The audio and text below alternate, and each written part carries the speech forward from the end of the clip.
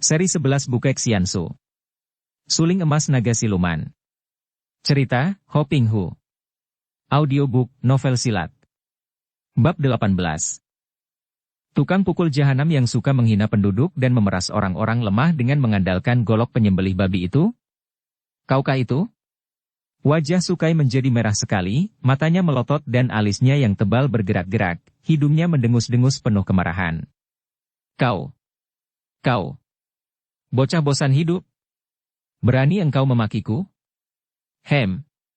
Akan kubunuh kau.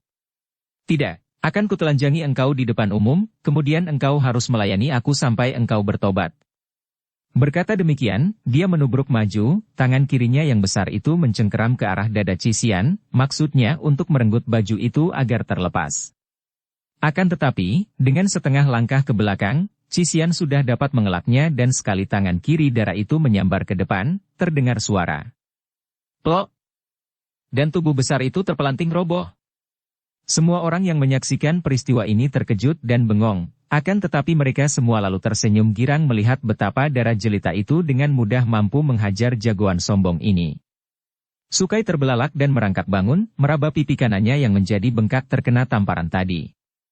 Dia tadi merasa seperti disambar petir, maka terkejutlah dia, dan dia pun tahu bahwa dia berhadapan dengan seorang dara yang memiliki kepandaian silat tinggi. Pantas saja dara itu berani memakinya, kiranya mengandalkan ilmu silat pikirnya. Perempuan setan! Berani engkau melawan aku, ya? Benar-benar engkau bosan hidup, dan sekarang, aku tidak akan mau mengampunimu lagi. Berkata demikian, Sukai lalu menggerakkan goloknya dan kini dia menubruk dan membacok dengan goloknya, serangan yang dimaksudkan membunuh dara itu dengan satu kali bacok. Manusia ini memang kejam luar biasa, pikir Cisian.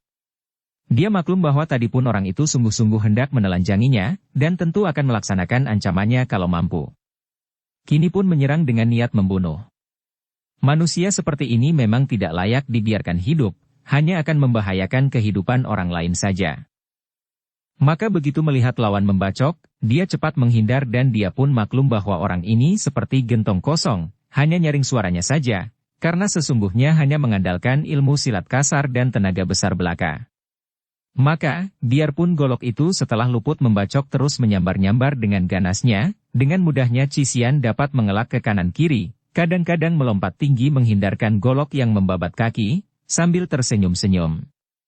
Sementara itu, banyak penduduk berdatangan ke tempat itu dan melihat perkelahian yang mereka anggap mengerikan itu, karena mereka merasa ngeri membayangkan betapa golok besar tajam itu akan membabat tubuh dara remaja itu.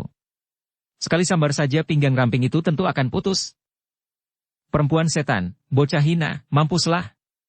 Sukai membacok lagi dan ketika Cisian mengelak, dia melanjutkan dengan babatan pada paha dara itu, Cisian melompat tinggi ke atas, kaki kirinya bergerak menendang dengan kecepatan yang sukar dapat diikuti pandang mata lawan. Plok! Dagu yang kuat itu bertemu ujung sepatu. Kepala Sukai seperti terlempar ke belakang dan tubuhnya terjengkang. Bruk! Dia terbanting roboh dan di antara para penonton ada yang tertawa, akan tetapi cepat-cepat ditutupinya mulutnya dengan tangan. Sukai bangkit dan mukanya sebentar pucat sebentar merah, dari ujung bibirnya mengalir darah karena bibirnya pecah tergigit sendiri ketika dagunya tertendang tadi, napasnya terengah-engah dan hidungnya mendengus-dengus seperti seekor kerbau gila. Kau. Siapa kau, mengapa kau memusuhi aku? Dia akhirnya bertanya karena dia tahu bahwa anak perempuan itu sungguh bukan orang sembarangan. Cisian tersenyum. Orang macam engkau tidak patut mengenal aku, ketahuilah bahwa kalau engkau berjuluk harimau terbang, aku adalah seorang ahli pembunuh harimau busuk yang mengganggu ketentraman penduduk di sini. Pada saat itu, karena terjadi keributan, dari jauh datang sekelompok penjaga yang terdiri dari belasan orang. Melihat ini, bangkit kembali keberanian Sukai karena dia merasa yakin akan mendapat bantuan dari para penjaga yang sudah biasa disogoknya itu, maka dia lalu membentak, dengan suara nyaring karena memang dimaksudkan agar terdengar oleh para penjaga yang berlarian mendatangi itu. Siluman betina! Engkau tentu mata-mata jahat! Dan dia pun lalu menyerang kembali dengan ganas. Marahlah hati Cisian. Tadi dia bermaksud memberi hajaran saja, Akan tetapi melihat lagak orang ini yang agaknya mengandalkan para penjaga itu, dia makin menjadi muak dan begitu golok berkelebat, dia mengelak dan tangannya menyusup masuk melalui bawah sinar golok. Kek! Tubuh tinggi besar itu terbungkuk dan roboh menelungkup, goloknya terlepas dari tangannya. Cisian menginjakan kaki kanannya di atas punggung bawah tengkuk Sukai dan jagoan itu tidak dapat berkutik lagi. Dia merasa seolah-olah punggungnya tertindih benda yang beratnya ratusan kati, membuat dia sukar dapat bernapas dan dia hanya mengeluh terengah-engah seperti babi terhimpit. Pada saat itu, belasan orang penjaga sudah datang dekat dan mereka telah mencabut golok masing-masing, dengan sikap mengancam mereka mendekati Cisian. "Kalian mau apa?" bentak Cisian menatap para penjaga itu dengan marah. "Kau mata-mata." Para penjaga membentak. "Lepaskan dia adalah sahabat kami." Siapa tidak mendengar bahwa kalian sudah makan sogokan dari jahanam ini?" Cisian balas membentak. Kepala pasukan lalu membentak marah. "Serang! Tangkap dia!" Akan tetapi tiba-tiba terdengar suara nyaring. "Tahan!" dan di situ telah muncul Sioklan yang menatap para penjaga dengan muka merah dan mata marah. Wanita cantik ini berdiri dengan sikap tenang dan menyilangkan kedua lengan di atas dadanya, lalu berkata dengan lantang. "Siapa yang hendak menyerang dan menangkap sahabatku ini?" Para penjaga terkejut ketika melihat munculnya Sioklan. Kepala penjaga itu dengan golok di tangan menunjuk kepada Cisian. "Maaf, tapi dia itu telah menganiaya Sukai." Kalian menjadi kaki tangan penjahat ini, ya?" bentak Sioklan dan wanita ini menyambung sambil berteriak nyaring. "Hayo berlutut, kalian manusia-manusia busuk." 14 orang penjaga itu terkejut bukan main. Cepat-cepat mereka menjatuhkan diri berlutut. Sioklan mengangkat tangan kanan ke atas dan muncullah beberapa orang pengawal. Mereka ini telah biasa makan suap dari penjahat, maka sudah sepatutnya diberi hukuman. Cambuk mereka masing-masing 10 kali dan komandan mereka 15 kali. Tentu saja 14 orang penjaga itu menjadi ketakutan, akan tetapi mereka tidak berani membangkang. 5 orang pengawal lalu membuka baju mereka dan tak lama kemudian terdengarlah bunyi cambuk meledak-ledak ketika 5 orang pengawal itu menjatuhkan hukuman itu, di tempat terbuka dan terlihat oleh semua orang. Darah mengalir dari kulit-kulit punggung yang pecah-pecah dan terdengar rintihan-rintihan kesakitan. Setelah hukuman itu dijalankan, Sioklan berkata kepada Cisian. "Adik Sian, kau lepaskan jahanam itu." Cisian melepaskan injakan kakinya dan Sukai merangkak bangun dengan mulut merah karena dia tadi sampai muntah darah. "Sekarang kuserahkan jahanam itu kepada kalian dan boleh kalian perbuat sesuka hati kalian terhadap dia. Awas, sekali lagi kalian makan suapan, aku akan minta kepada ibu agar kalian dihukum penggal kepala," kata Sioklan. 14 penjaga itu menghaturkan terima kasih, kemudian seperti serigala-serigala kelaparan mereka lalu menangkap Sukai. Tidak. Jangan. Ampunkan aku." Orang itu berteriak-teriak dan meronta-ronta, namun 14 orang yang telah menerima hukuman yang amat nyeri itu kini menimpakan semua dendam mereka kepada Sukai. Tak lama kemudian, di luar kota, Sukai ditelanjangi dan dicambuki oleh 14 orang itu sampai kulit tubuhnya pecah-pecah dan dia tewas dalam keadaan mengerikan. Semenjak terjadi peristiwa itu, nama Cisian dikenal. Baru sekarang mereka tahu bahwa gadis bangsahan itu menjadi sahabat baik dari Putri Panglima dan bahwa darah cantik itu ternyata memiliki ilmu kepandaian yang amat hebat. Akan tetapi, para pendekar merasa bersyukur juga bahwa darah itu ternyata berani membela penduduk, bahkan Putri Panglima itu pun telah memperlihatkan keadilan di depan rakyat. Menurut pendapat Sioklan dan ibunya, Sukai malah dianggap sebagai kaki tangan mata-mata yang sengaja menimbulkan kekeruhan di Lagat. Memang, semenjak terjadinya pencurian di dalam kamar kerja Panglima oleh seorang maling yang berilmu tinggi itu, setiap orang dicurigai dan setiap hari para pengawal menangkapi orang-orang yang dicurigai sehingga penjara menjadi penuh menampung orang-orang tangkapan baru ini. Putri Nandini sebagai Panglima yang paling merasa terpukul dengan adanya pencurian benda-benda penting dari kamar kerjanya, bertindak keras, bahkan setiap kali ada orang tangkapan baru, dia sendiri datang untuk memeriksa. Ingin sekali dia dapat menemukan maling yang telah memasuki kamar kerjanya itu. Ketika pada suatu pagi ada laporan bahwa tertangkap pula seorang pemuda yang amat mencurigakan karena malam-malam pemuda itu berkeliaran di dekat bukit tempat tentara musuh terkurung, Cepat Panglima itu berpakaian, naik kuda dan datang sendiri ke tempat penangkapan itu. Begitu Panglima itu tiba di tempat penjagaan, para penjaga mendorong seorang pemuda yang kedua kakinya dibelenggu, demikian pula kedua lengannya. Seorang pemuda yang tampan dan berpakaian sederhana, berwajah terang dan sama sekali tidak menunjukkan wajah seorang jahat.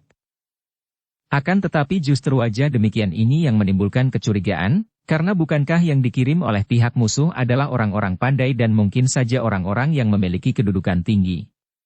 Dari atas kudanya, Panglima wanita itu mengamati pemuda tawanan itu dengan penuh perhatian. Pemuda seperti ini memang pantas menjadi seorang utusan, karena biarpun nampaknya seorang yang lemah, namun sinar matanya berkilat membayangkan kekuatan dan kecerdasan. Komandan jaga maju memberi hormat kepada Panglima wanita itu lalu melaporkan bahwa pemuda itu pagi-pagi sekali tadi ditangkap ketika sedang menyusup-nyusup seorang diri di dekat perkemahan para penjaga yang sedang bertugas mengurung bukit di mana pihak musuh terjebak itu. Alasannya adalah mencari jejak binatang buruan dan setelah kami menggeledahnya, kami tidak menemukan senjata pada dirinya, melainkan kalung ini. Komandan jaga menutup laporannya sambil menyerahkan seuntai kalung kepada panglimanya. Putri Nandini menerima kalung itu dan menyembunyikan kagetnya ketika dia mengenal kalung itu. Sebuah kalung dengan hiasan berbentuk sebatang bunga teratai emas terhias permata. Tentu saja dia mengenalnya karena kalungnya itu adalah kalungnya sendiri di waktu muda dan yang sudah diberikannya kepada putrinya, Siok Lan. Diam-diam dia terkejut dan marah, dan hampir saja dia berteriak membentak pemuda itu untuk bertanya dari mana pemuda itu memperoleh kalung putrinya. Akan tetapi dia masih sempat menahan diri dan tidak mau membuka rahasia putrinya sehingga kalau terdengar oleh para penjaga bahwa kalung putrinya berada pada pemuda ini, tentu akan menimbulkan prasangka yang buruk. Kau seorang pemburu, Panglima itu bertanya tanpa turun dari atas punggung kudanya. Pemuda itu mengangguk. Benar, Li Qiangkun. Saya adalah seorang di antara para pemburu di bukit sebelah sana itu. Kenapa kau berkeliaran di sini? Semalam kawan-kawan saya mengepung seekor harimau yang amat buas dan yang sudah lama kami coba untuk menangkapnya. Akan tetapi harimau itu dapat lolos dan saya mengikuti jejaknya sampai ke sini, tahu-tahu saya ditangkap. Mengikuti jejak harimau dengan pakaian seperti itu? Pakaianmu bukan seperti pakaian pemburu. Maaf, karena semalam saya memang sudah hendak tidur, sudah terlalu lelah memburu pada siang harinya. Akan tetapi mendengar suara ribut-ribut para kawan, saya terbangun dan ikut mengejar harimau yang lolos. Panglima wanita itu lalu memerintahkan untuk menahan pemuda itu di dalam kamar tahanan di tempat penjagaan itu. Aku hendak memeriksanya sendiri, katanya dan dia pun meloncat turun dari atas kudanya, mengikuti para penjaga yang mendorong pemuda itu tawanan itu memasuki rumah penjagaan. Setelah menyuruh semua penjaga pergi, Putri Nandini memandang kepada pemuda yang disuruh duduk di depannya itu dengan sinar mata penuh selidik. Kemudian dia mengeluarkan kalung dari saku bajunya dan memperlihatkannya kepada pemuda itu.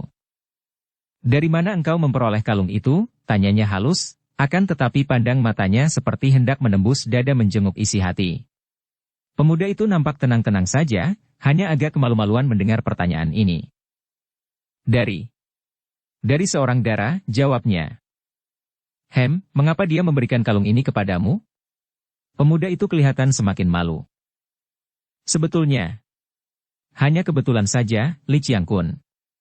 Ketika itu, saya melihat seorang gadis menunggang kuda dan kudanya itu terkejut karena bertemu harimau keparat yang kami kejar-kejar itulah. Dan kudanya terpeleset ke dalam jurang. Kebetulan saya berada di dekat situ dan saya memang sudah siap dengan lasso untuk menangkap harimau, maka saya berhasil mencegah dia terbawa jatuh ke dalam jurang dengan lasso saya.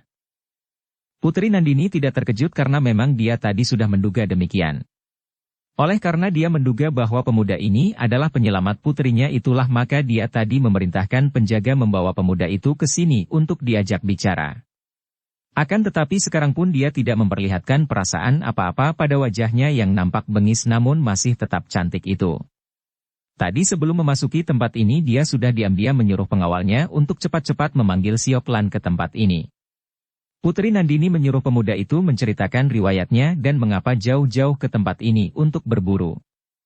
Pemuda itu bercerita dengan singkat bahwa dia dan rombongannya adalah pemburu-pemburu yang selain memiliki pekerjaan memburu dan hidup dari hasil buruan, juga suka dengan pekerjaan ini. Kami sudah banyak menjelajahi daerah-daerah yang terkenal memiliki binatang-binatang aneh dan buas. Kami sebetulnya tiba di sini karena tertarik oleh berita tentang binatang atau makhluk aneh yang dinamakan Yeti atau dikabarkan sebagai manusia salju di daerah Himalaya. Akan tetapi ternyata kami tidak berhasil menjumpai makhluk itu, maka kami memburu harimau dan lain-lain binatang buas di bukit itu. Demikian antara lain pemuda itu bercerita. Dia mengaku Shiliong bernama Chin dan sebagai seorang pemburu yang banyak bertualang ke tempat-tempat jauh, dia menguasai bahasa Tibet, bahkan sedikit dia dapat berbahasa Nepal.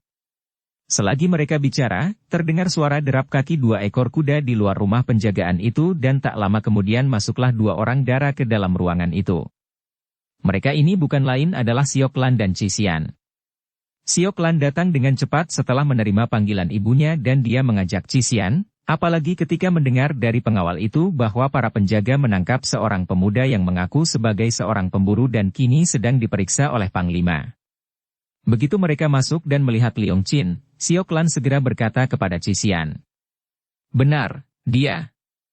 Lalu dia menghampiri ibunya. Ah, ibu, mereka salah tangkap. Dia ini adalah pemburu yang pernah menyelamatkan aku dulu. Putri Nandini mengangguk. Aku sudah menduganya, hanya menanti kedatanganmu untuk kepastiannya. Lalu sang putri ini memandang kepada pemuda itu, tersenyum dan berkata. Orang muda, kau maafkan kesalahan para penjaga kami. Akan tetapi engkau juga bersalah mengapa mengejar buruan sampai dekat dengan perkemahan kami. Harap beritahu kawan-kawanmu agar jangan mendekati tempat ini. Liong Chin menggeleng kepalanya dengan sedih. Tidak mungkin mereka berani mendekat ke sini, Li Qiangkun. Setelah mendengar atau melihat saya ditangkap, saya berani memastikan bahwa mereka tentu sudah lari ketakutan dan tidak akan kembali lagi ke tempat ini. Panglima itu mengerutkan alisnya dan memandang tajam. Kalau begitu engkau ditinggalkan oleh teman-temanmu? Liong Chin mengangguk. Selama ini kami memang sudah khawatir melihat betapa tempat buruan kami dekat dengan medan perang dan sudah seringkali kami berunding untuk pergi saja. Akan tetapi harimau itu. Sudahlah, orang muda. Aku menyesal bahwa engkau terpaksa ditinggalkan teman-temanmu. Sekarang engkau boleh bebas. Engkau adalah seorang yang memiliki kepandaian tinggi, harap kau suka melepaskan belenggu tangan dan kakimu sendiri. Panglima itu mencoba. Akan tetapi pemuda itu menggeleng kepala dan mukanya menjadi merah. Harap Li Qiangkun tidak main-main. Mana mungkin saya dapat melepaskan diri dari belenggu yang sekuat ini. Tapi engkau telah mampu menyelamatkan putriku. Itu lain lagi, Li Qiangkun. Saya memang mempelajari ilmu mempergunakan tali lasso, akan tetapi untuk mematahkan belenggu-belenggu ini. Sungguh saya tidak sanggup melakukannya. Panglima itu tersenyum. Senyumnya hanya sebentar saja, seperti kilatan cahaya di hari mendung. Lalu dihampirinya pemuda itu dan dengan kedua tangannya panglima wanita itu mematah-matahkan belenggu kaki tangan itu sedemikian mudahnya, seperti mematahkan ranting-ranting kecil saja. Pemuda itu terbelalak penuh kaget dan kagum menyaksikan kehebatan tenaga panglima wanita ini. Dan memang itulah yang dikehendaki oleh Putri Nandini, agar pemuda ini terkejut dan jerih sehingga tidak akan berani melakukan hal-hal yang dapat merugikan pasukan Nepal. Biarpun dia percaya kepada pemuda ini, akan tetapi pemuda ini adalah bangsahan, maka sudah tentu saja sedikit banyak dia masih bersikap hati-hati dan curiga. Siok Lan menghampiri pemuda itu dan berkata dengan suara menyesal. Harap kau suka memaafkan, Liong Chin. Karena ingin berhati-hati, para pasukan penjaga telah salah tangkap, engkau yang menjadi penolongku malah disangka mata-mata musuh. Liong Chin juga tersenyum dan menjura. Tidak mengapa, Nona. Ini malah merupakan penambahan pengalamanku, hanya sayang. Sahabat-sahabatku telah pergi meninggalkan aku di sini. Kalau begitu, mari ikut bersama kami ke Lahat. Siok Lan mengajak dan sebelum pemuda itu menjawab, darah ini sudah berpaling kepada ibunya. Ibu, harap ibu perkenankan Liong Chin untuk ikut bersama kita ke Lahat, sekedar untuk membalas budinya dan untuk minta maaf kepadanya atas perlakuan kita yang tidak semestinya terhadap seorang penolong. Siok Lan memang pandai bicara dan ibunya tidak dapat menolak, tidak enak untuk menolak setelah putrinya mengeluarkan kata-kata seperti itu. Biarpun, di dalam hatinya dia tidak setuju karena hal itu memungkinkan adanya bahaya kalau pemuda ini benar-benar kaki tangan musuh, namun mana mungkin dia menolak dengan adanya kenyataan bahwa pemuda ini telah menyelamatkan putrinya, kemudian malah ditangkap karena disangka mata-mata? Menolaknya sama dengan menampar muka sendiri. Siok Lan sudah meneriaki pengawal minta seekor kuda untuk Leong Chin dan tak lama kemudian, Siok Lan, Cisian, dan Leong Chin sudah membalapkan kuda mereka menuju ke Lahagat. Di sepanjang perjalanan, Cisian tidak pernah bicara kepada Leong Chin, akan tetapi diam-diam dia amat memperhatikan pemuda itu dan dia pun melihat betapa terjadi perubahan besar pada diri Siok Lan. Dara ini kelihatan amat gembira sekali, sikapnya menjadi semakin lincah dan jenaka. Mulai saat itu, Leong Chin diterima sebagai seorang tamu terhormat, atau juga seorang sahabat baik dari Siok Lan, dan diberi sebuah kamar tersendiri di dalam gedung tempat tinggal Panglima itu. Putri Nandini sendiri yang mengusulkan hal ini, pada lahirnya dia hendak bersikap baik terhadap pemuda yang pernah menyelamatkan nyawa putrinya itu, akan tetapi di dalam hatinya dia menghendaki agar pemuda itu tinggal di gedung karena dengan demikian akan lebih mudah baginya untuk mengawasi gerak-geriknya. Juga dia melihat betapa agaknya putrinya tertarik kepada pemuda itu, dan mengingat bahwa pemuda itu, biarpun harus diakuinya bahwa pemuda itu tampan dan gagah, hanya seorang pemburu biasa saja, maka sudah tentu hatinya tidak rela dan dia pun ingin mengamat-amati hubungan antara putrinya dan pemuda itu. Mula-mula Leong Chin menolak halus dan menyatakan bahwa dia tidak ingin mengganggu keluarga Panglima itu, akan tetapi Siok Lan cepat mendesaknya. Saudara Leong Chin, sudah jelas kini dari pelaporan para penyelidik bahwa benar seperti dugaanmu, semua kawanmu, rombongan pemburu yang tadinya berkemah di bukit itu telah melarikan diri semua, entah kemana. Oleh karena itu, tidak baik kalau engkau pergi mencari mereka, dalam keadaan gawat dan dalam ancaman perang ini. Sebaiknya engkau beristirahat dulu di sini bersama kami, kelak kalau keadaan sudah aman barulah engkau pergi mencari kawan-kawanmu. Setidaknya, berilah kesempatan kepadaku untuk menyatakan terima kasih. Dan membalas budimu. Menghadapi ucapan Siok Lan ini, Leong Chin tidak dapat membantah dan demikianlah, mulai hari itu dia tinggal di gedung Panglima dan diperlakukan sebagai seorang tamu terhormat dan memperoleh kebebasan. Dia bergaul dengan akrab sekali dengan Siok Lan, dan tentu saja Cisian juga sering menemani mereka bercakap-cakap.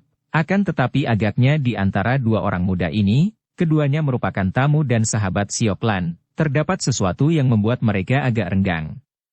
Ada celah di antara keduanya, dan kadang-kadang mereka saling pandang dengan sinar mata membayangkan kecurigaan dan keraguan. Memang sesungguhnya lah, Cisian menaruh rasa curiga kepada pemuda itu, rasa curiga yang sama sekali bukan tanpa alasan. Semenjak pemuda itu datang, dia selalu mengamati gerak-geriknya dan biarpun dia melakukan hal ini secara diam-diam, agaknya terasa juga oleh Leong Chin sehingga pemuda ini pun merasa tidak enak terhadap Cisian. Bahkan semenjak Leong Chin berada di gedung itu, setiap malam Cisian kurang dapat tidur nyenyak karena pikirannya selalu membayangkan pemuda itu dengan penuh curiga, dan seringkali dia bahkan diam-diam keluar dari dalam kamarnya untuk bersembunyi dan melakukan pengintaian.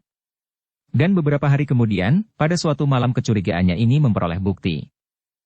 Dia melihat bayangan berkelebat cepat dan dia dapat mengenal Leong Chin yang bergerak cepat melakukan penyelidikan di dalam gedung dan keluar dari gedung itu menuju ke taman bunga dengan sikap yang mencurigakan sekali.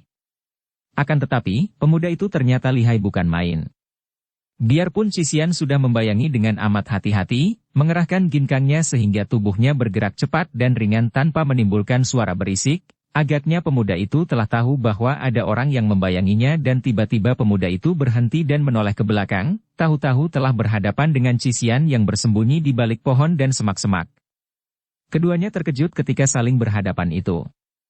Sejenak mereka hanya saling pandang dengan alis berkerut tanpa dapat mengeluarkan kata-kata.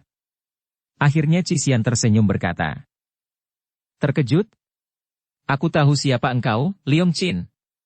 Pemuda itu memandang dengan sinar mata penuh selidik. "Apa maksudmu? Tentu saja engkau mengenalku. Aku sedang jalan-jalan dan kau mengejutkan aku, Nona." Tak perlu engkau berpura-pura sebagai pemburu yang tolol. Engkaulah si pengail yang kami tanya tentang prajurit itu, dan engkau pula prajurit yang membunuh perwira yang hendak memperkosa wanita itu, engkau mata-mata. Cepat seperti kilat tangan pemuda itu sudah menangkap pundak Cisian dan jari-jari tangan kirinya sudah menempel di ubun-ubun kepala Dara itu, Ancaman maut mengerikan karena sekali jari-jari tangan itu bergerak, darah itu pasti akan tewas seketika.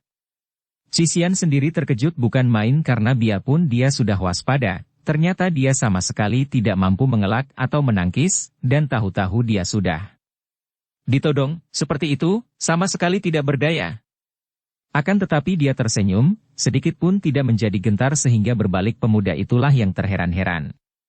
Dan apa yang keluar dari mulut Cician membuat dia semakin heran dan sedemikian kaget sehingga pegangannya pada pundak darah itu terlepas. "Jenderal, engkau salah tangkap." Wajah pemuda itu berubah pucat, matanya terbelalak dan dia bertanya dengan suara tegas. "Siapa engkau?" Cician tersenyum. Aku bernama Cician dan menjadi sahabat Siok Lan seperti yang kau ketahui." "Tidak. Kalau demikian keadaanmu, tentu engkau sudah membuka rahasiaku."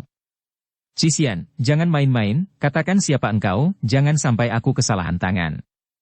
Ucapan itu mengandung kesungguhan yang membuat bulu tengkuk Cician meremang. Tahulah dia bahwa kalau dia main-main dan salah bicara, tentu bagi orang ini tidak akan ragu-ragu lagi untuk turun tangan membunuhnya karena dia tentu dianggap berbahaya telah mengetahui rahasia orang itu. "Aku bukan kaki tangan orang Nepal. Aku kesini juga hendak mencari seseorang yang ditahan, seorang piausu bernama Lausek. Harap kau jangan curiga aku." Pemuda itu kelihatan lega hatinya dan dia menarik napas panjang. "Katakan, bagaimana engkau dapat mengetahui keadaanku?" "Dari sinar matamu," jawab Cician.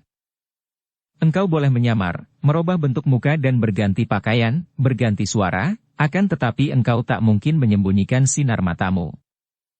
"Sinar mataku? Mengapa dengan sinar mataku?" "Sinar matamu mencorong seperti sinar mata seseorang yang tak pernah dapat kulupakan.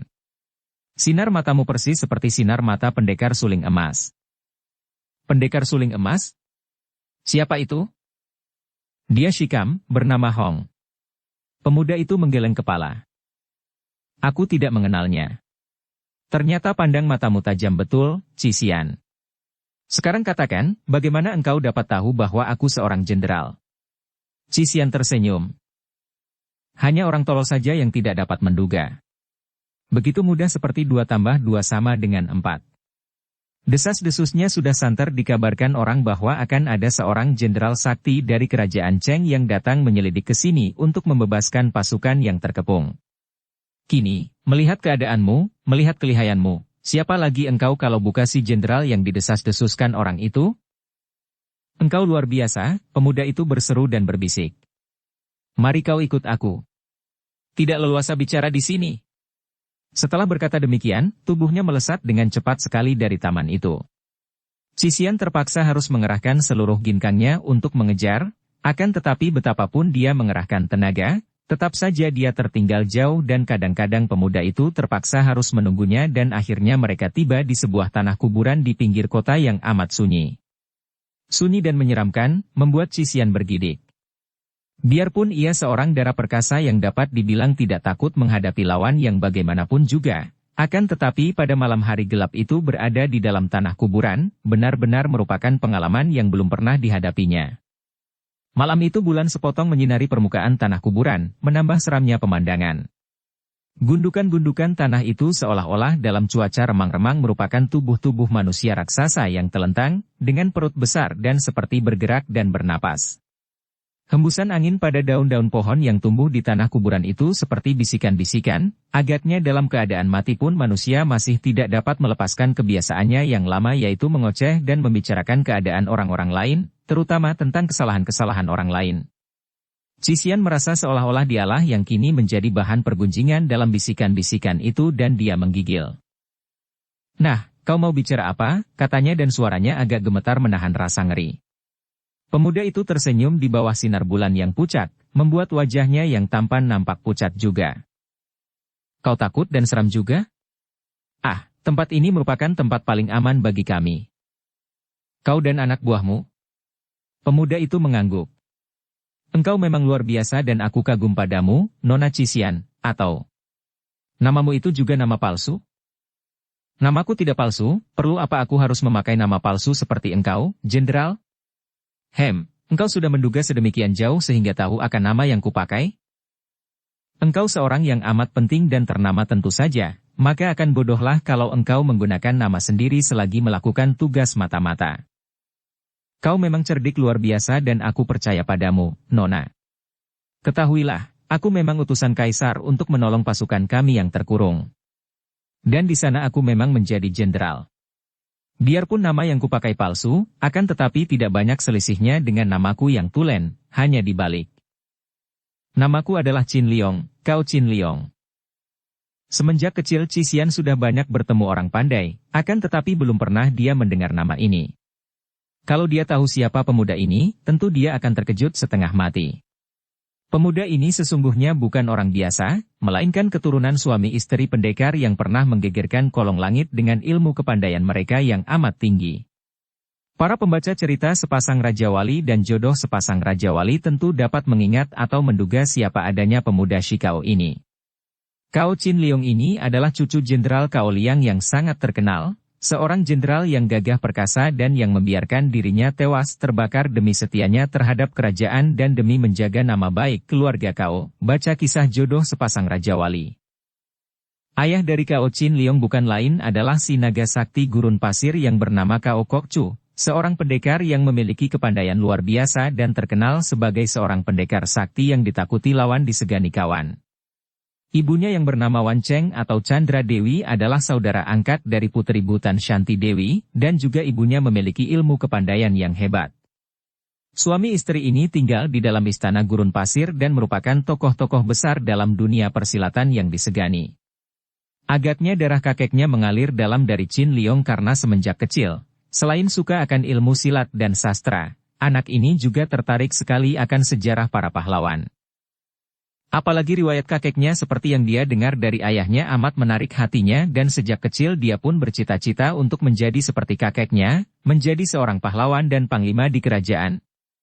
Melihat bakat dan semangat putranya, setelah putranya itu memperoleh pendidikan ilmu silat yang cukup tinggi darinya, Cao Kok-chu dengan persetujuan istrinya lalu membawa Cao Qin Liong ke kota raja dan dengan perantaraan adiknya, yaitu Cao Kok Han yang telah menjadi seorang perwira tinggi, Qin Liong lalu memasuki ketentaraan. Karena kepandaian silatnya memang hebat sekali, dan Kaisar amat kagum kepadanya, apalagi mengingat bahwa pemuda itu adalah cucu mendiang Jenderal Cao Liang yang gagah perkasa, maka dalam waktu pendek saja pemuda perkasa ini telah memperoleh kedudukan tinggi.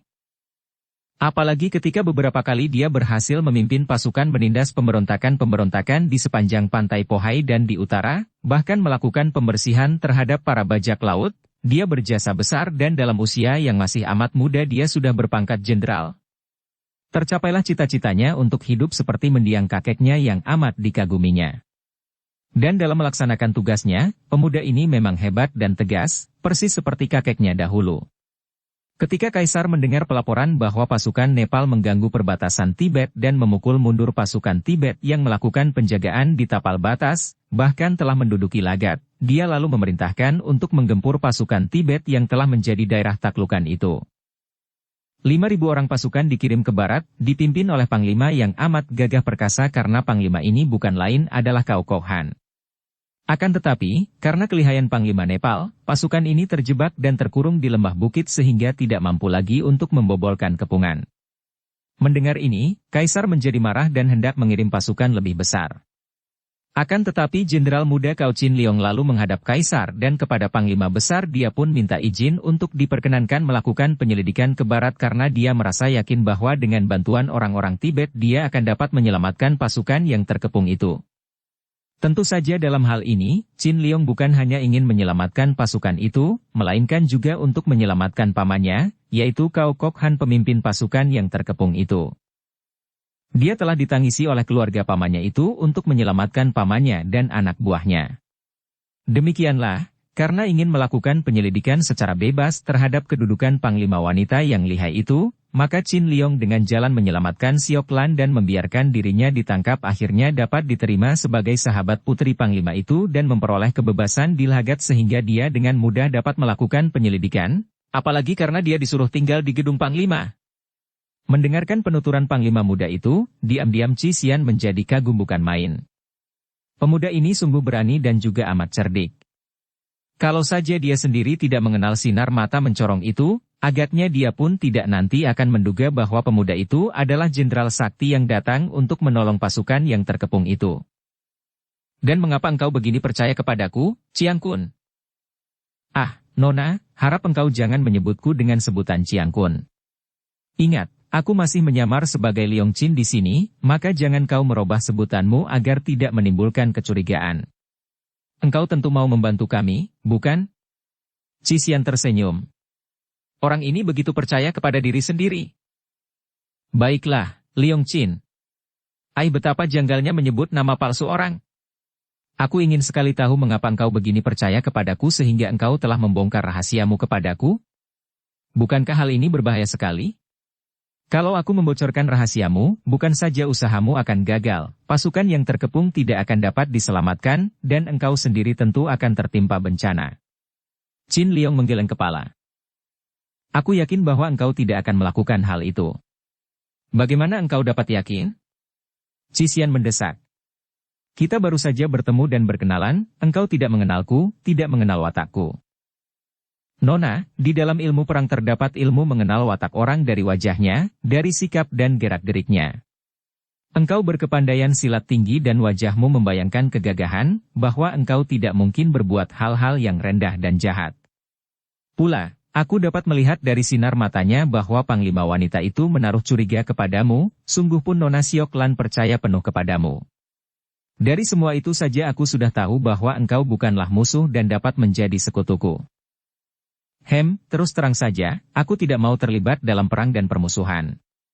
Apalagi harus memusuhi Siok Lan yang begitu baik. Aku hanya ingin mencari Lau Piausu. Aku berjanji akan mencari Piausu itu dan membawanya kepadamu asal engkau mau membantuku, Nona. Membantu bagaimana? Menutupi rahasiaku. Kalau hanya begitu, tentu saja aku tidak keberatan. Tiba-tiba jenderal muda itu memegang lengan Cisian dan menariknya bersembunyi ke balik sebuah batu besar di tanah kuburan itu. Cisian hampir menjerit ngeri ketika dia mendapat kenyataan bahwa dia telah ditarik dan mendekam di atas gundukan tanah kuburan. Akan tetapi melihat kesungguhan pemuda itu, dia pun memandang ke depan. Ternyata ada bayangan orang yang berjalan seenaknya ke arah mereka dan bayangan itu mengomel panjang pendek. Kemudian setelah dekat, bayangan itu berkata, tahu malu, berkencan di tanah kuburan. Berjanji simpan-simpan rahasia lagi. Persekutuan busuk, haha. Sungguh persekutuan busuk. Tentu saja Cisian terkejut bukan main. Akan tetapi Chin Liong sudah meloncat keluar dan tanpa banyak cakap dia sudah menyerang dengan totokan ke arah pundak orang itu. Des. Keduanya terdorong ke belakang dan tentu saja Chin Liong terkejut bukan main karena ternyata orang itu memiliki tenaga sinkang yang amat kuat, atau setidaknya dapat mengimbangi tenaganya sendiri sehingga ketika orang itu menangkis, dia sampai terpental ke belakang. Sebaliknya orang itu yang juga terpental, lalu tertawa, membalikkan tubuhnya dan melarikan diri dari tanah kuburan yang sunyi itu. Chin Liong yang merasa terkejut dan curiga, cepat melakukan pengejaran. Melihat itu, Cisian juga mengejar sekuatnya karena dua orang yang berkejaran itu ternyata dapat berlari secepat angin. Bayangan yang dikejar oleh Chin Liong itu berlari terus dan melompat dinding kota tanpa mempedulikan para penjaga yang banyak berkeliaran di tempat itu.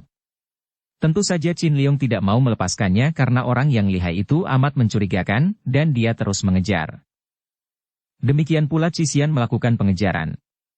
Melihat berturut-turut ada 3 bayangan orang berkelebatan meloncati pagar tembok, para penjaga menjadi geger dan mencoba untuk melakukan pengejaran, namun mereka tertinggal jauh dan komandan jaga yang merasa khawatir cepat memberi laporan ke dalam. Sementara itu, bayangan yang dikejar-kejar itu seperti hendak mempermainkan Chin Liong dan Cisian yang terus melakukan pengejaran. Kadang-kadang dia tersusul dekat dan terdengar suaranya tertawa-tawa, akan tetapi kemudian tiba-tiba dia melesat jauh sekali dan meninggalkan para pengejarnya. Setelah tiba di sebuah bukit, bayangan itu mendaki naik, akan tetapi ketika tiba di lereng bukit, tiba-tiba dia memutar dan turun kembali, kini bahkan lari ke arah kota Lagat. Gila dia! Chin Liong memaki dalam hatinya dan terus mengejar. Karena bulan sepotong sudah turun ke barat, maka malam yang menjadi gelap itu menyulitkan dia untuk dapat menyusul orang itu, sedangkan Cisian sudah mandi keringat karena lelah. Mereka berkejaran sampai setengah malam, dipermainkan oleh bayangan itu dan akhirnya, ketika malam terganti pagi dan cuaca tidak gelap lagi, orang itu berhenti berlari, bahkan kini berhenti di tengah jalan menanti para pengejarnya sambil bertolak pinggang dan tertawa-tawa. Akan tetapi wajahnya yang penuh ditumbuhi jenggot itu juga mengkilap basah oleh peluh, tanda bahwa main berlari-larian itu membuatnya lelah juga. Qin Liong sudah berhadapan dengan orang itu ketika Cisian datang terengah-engah dan kedua kakinya terasa lelah dan lemas. Mereka berdua menatap orang yang mempermainkan mereka itu dan diam-diam. Cisian terkejut. Untuk ketiga kalinya dia bertemu dengan orang yang matanya mencorong. Pertama adalah mata Kam Hong, kedua mata Cao Qin Liong dan ketiga adalah mata orang ini. Dan begitu melihat wajah yang menyeramkan itu, dan melihat bibir yang tersenyum menyeringai di balik jenggot dan kumis yang awut-awutan, tiba-tiba Cisian teringat. Dia pernah bertemu dengan orang ini. Akan tetapi dia telah lupa lagi di mana. Siapakah engkau? Dengan suara penuh wibawa. Qin Liong bertanya sambil menatap tajam. Orang itu berusia 30 tahun lebih, hampir 40 tahun agaknya, tubuhnya sedang dan tegap, akan tetapi pakaiannya seperti pakaian pengemis, rambutnya, jenggot dan kumisnya tak terpelihara, awut-awutan, padahal dalam keadaan seperti itu pun masih nampak bahwa orang ini memiliki wajah yang gagah dan tampan, terutama sekali sepasang matanya yang tajam dan memancarkan cahaya aneh, akan tetapi kadang-kadang sinar mata itu menjadi suram dan seperti lampu hampir padam diliputi kedukaan. Mendengar pertanyaan itu, orang berpakaian jembel ini tertawa dan ketika dia tertawa, nampak deretan giginya yang kuat dan putih, sungguh berbeda dengan keadaan rambut dan pakaiannya. Hahaha, siapa aku, siapa engkau? Siapa jenderal yang menjadi mata-mata?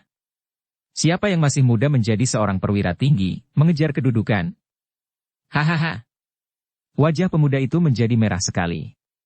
Begitu berjumpa dia dimaki orang jembel dan gila lagi, dimaki sebagai pengejar kedudukan. Siapa engkau? Kalau engkau tidak mau mengaku, jangan katakan aku kejam kalau terpaksa aku akan menyerangmu, bentaknya mengancam. Kau? Menyerang aku? Haha, anak kecil berhati besar.